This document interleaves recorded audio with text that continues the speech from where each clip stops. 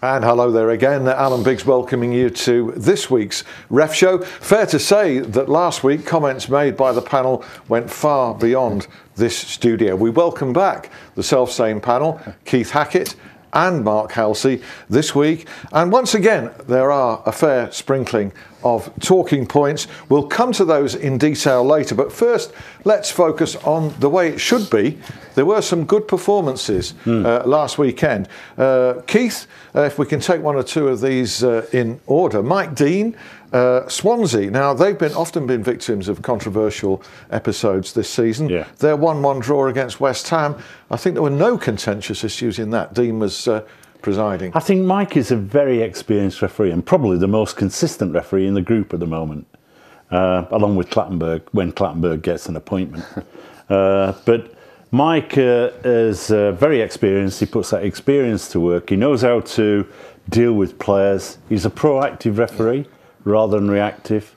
And he can read the game. So all of those things make him one of the anchors that should be out every week getting appointments. I think the reason why he's refereeing so well is because I don't think he takes any notice of this evaluation system, what's in place for them at the moment. Just does his own thing. Just does his own thing, goes out and referees. He's got the respect to the players because he's experienced. And I mean, you can look at his key match errors this season. You're most probably looking at probably 1 or 2 errors, which is acceptable at that level for this time of season. I think he's excellent referee, me. When I do hear any criticism of Mike Dean, people describe him as haughty, a little bit above everybody. And is that just an unfortunate misinterpretation of the way he is? I think sometimes that comes from his body language. Yeah, I was about to say. There's occasions when he'll go, what?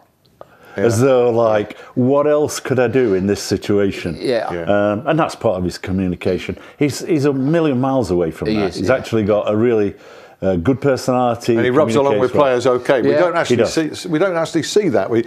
But anyway, Mike Dean, the main thing is he gets things right, doesn't he? Correct. More often than not. As did, I think, Neil Swarbrick. West Brom 1, Hull 0. I didn't read any kind of debatable incidents there. No, I think it's, I mean, West Brom, Hull, you look at it on paper, and reverence, if you're any half-decent referee, it's an easy game to referee. But as I say that, no game's easy. It would have been interesting when he gave the free kick to West Brom for the deliberate pass back. Now, if that had gone in without a deflection, it's an indirect free kick, as everybody knows.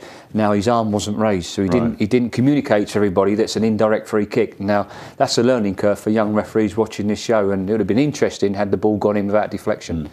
Moving on to Jonathan Moss, who's got more than a few mentions here this season, often disparaging, but Arsenal 3, Stoke 0. He earned some praise on our RefCam on youartheref.com, although I think there are 1 or 2 issues that you'd like to highlight, Mark. Yeah, I just thought, I mean, although there wasn't big issues in the game, I just felt that his awareness what was going on around him was not at the level it should be for that level of refereeing. You know, there was things going off between Giroud and Shawcross.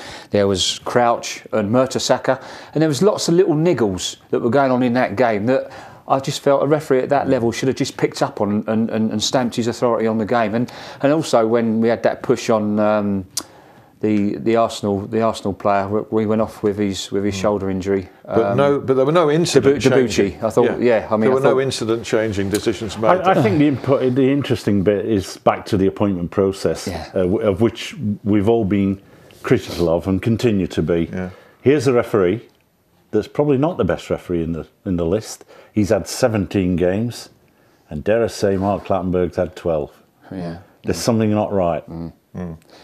I mean, he's new to the list and he's learning his trade at that level, isn't he? And I am amazed. And if you look at the amount of live games that John has had compared to, I mean, Mark Clattenburg's.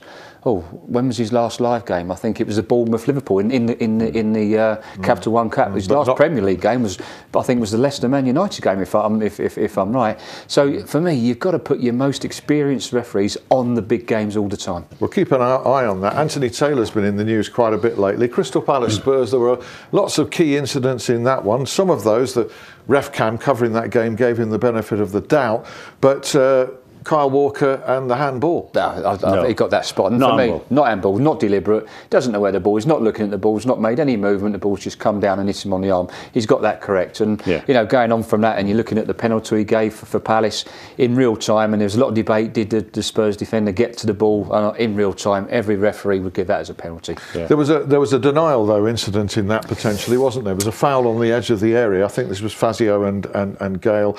Foul not given on the edge of the box, and Palace could have been playing against 10 men as a result. Yeah, what did you make of it? We spoke about this a few weeks ago about Anthony Taylor and his anticipating play and reading the play and making an angle for yourself. Back at the QPR Swansea game where Green come out and handballed it, and once again he's sort of just running straightly direct behind it. You're not going to see it. You've got to make that angle so you get that ultimate viewing angle. And once again, if you're at that level, you've got to be able to read the play and anticipate it.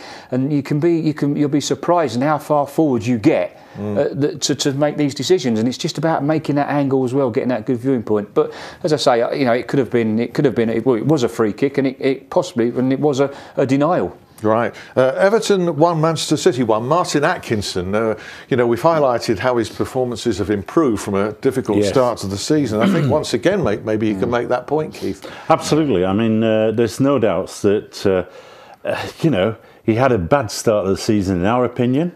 Probably not in his. But certainly we criticised him on a number of big decisions. He seems to have settled down. I think he's now back in form. He's using his craft. I think he's working a bit harder on the field as well, from a movement and positioning point of view, and this is improving his decision making. He looks relaxed. He looks the part that he should be. He's one of the most experienced referees. He does big games in Europe. He's transferring that skill back into the Premier League. I think he's doing that at the moment. Good on him. But the other sort of side of it, Keith, they've got to protect their referees and they've got to look after referees. Like I think we'll come on a bit later with Craig Pawson.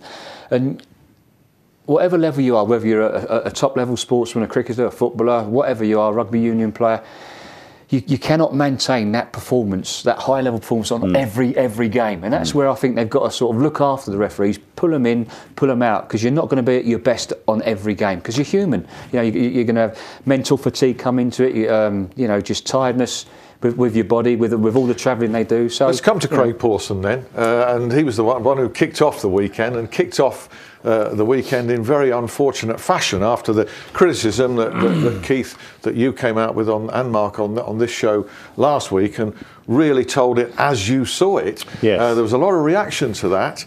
There was a lot of agreement to it actually.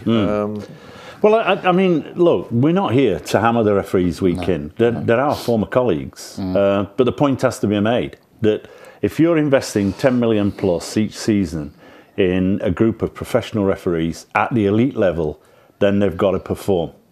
They're in the eye of 211 nations that watch this Premier League, and therefore the expectation is that they're going to perform well. I think in the case of Craig Pawson, I don't know him. Funnily enough, he lives in the same city. I don't know him that well, other than he's got all the foundation of an outstanding future referee. He's got as much now as Howard Webb had when around about the same time. That's a big statement. It is a big statement. But what we've got to be careful of here is that level of exposure. Now, in my opinion, that first penalty, right? Yeah. This is the one that he should have given to Liverpool early on. He's only slightly out of position. But this is the assistant referee. I mean, he must have had an open, clear view. Yeah. And you've got to stand and communicate. And as I've said in my blog today, I think that what is important with Craig now is that they give him two reasonably qualified referees. Now, okay, you're going to say, well, just a minute. Assistant referees, Darren Cann was out with him. Yeah. Probably the most experienced. But my view is he now needs to build a team and build relationships. So give him two assistant referees that are FIFA, that have a long career, that he can work with, interact with, share experiences, and as they evolve and problems occur like this non-penalty call, he would have every right to say, look, I've picked the phone up after he'd seen it on television. Yeah. Why didn't you give me that shout? Yeah, there was another one in the same game. There was a sending off, wasn't there, of Bridcutt? Which game are we talking about there? That's the same Yeah, game. same game. But Same game. Keith is absolutely spot on.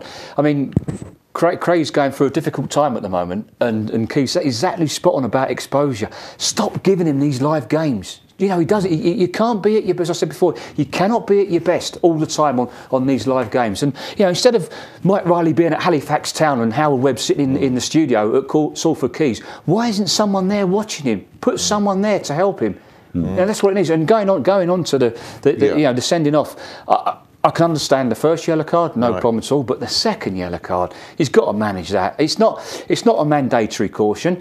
I mean, Bridcutt has not fouled him. I mean, if anything, the Liverpool players made contact with Bridcutt. But you know, you look at that, and then you go across to Coutinho, who was cautioned for the delay and restart play, and then he does it again in the second half. Yeah, if you're going to be consistent, then Coutinho's got to be sent off as well. But for me, if you manage that, you've got to manage that second yellow card as well. Can I move on to Andre Mariner as well? Well, I think just on that one, I think it's difficult for Craig. He's got a very experienced assistant referee in Darren Can on the line, who really does agitate the flag quite strongly, which is probably saying to Craig, this is a cautionable offence. He's not given Craig a little opportunity to manage that agitated. Dare I say, Andre Mariner, just moving on, because we've still got several games to go through, had a better game. You've given him some stick, but Burnley QPR, Burnley winning 2-1, very little really to dispute here, apart from an incident late on. Well, he disallowed a goal. Come on, that's a big decision. It is, yeah. You know, there's a clear foul on the guy, a penalty kick. Yeah. Right, that's what it could have been. Or give him the goal. Just give the goal. Yeah.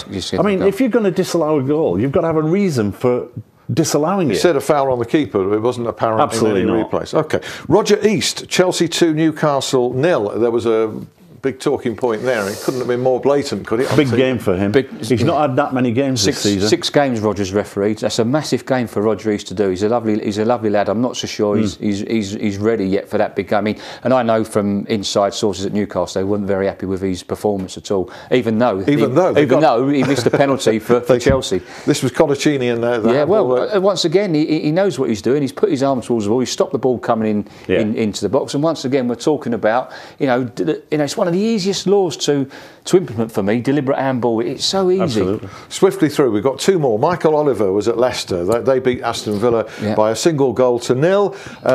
There were a couple of penalty claims there. What do you think for Leicester? Yeah, I think. Yeah, I mean, it's all down to opinions. I think they deserved the penalty out of the 2. So, I mean, yeah, you can say they could have had a penalty, but I thought Michael done that. I thought he handled the game really well.